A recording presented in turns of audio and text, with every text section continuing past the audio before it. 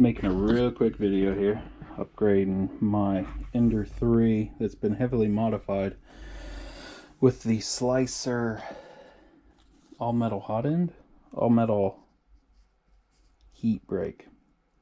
About 39 bucks on Amazon right now for the US, and I went ahead and pulled mine out. It's a heck of a setup.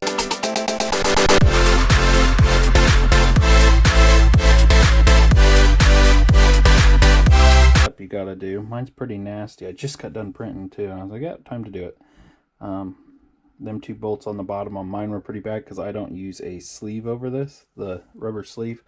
Never have success with that, and when I put it back on, because everybody's like, oh, you have to, my prints just start messing up.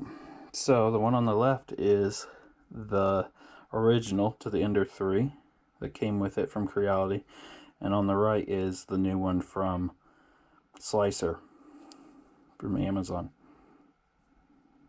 If you guys continue to see prints online, actually I'm going to do a video on everything I've done to this, but when you look in there it doesn't look much different. But if I can do this with one hand,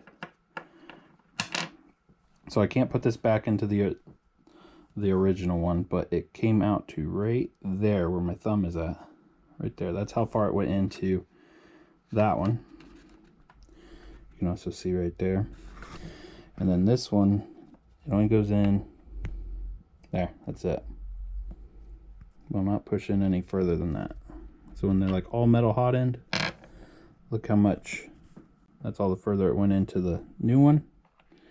And I'll definitely go in further than that on that one. So if you guys see my video that should come out shortly after this of everything I've done to this, it will have the all metal hot end in it from Slicer. Link will be in the description below. Just showing you how much it pairs up. I do have to put some, I hate when I end a video and then I continue to talk. I do have to put some paste on there. Got this at my store. This is about 10 bucks for a big old glob of it.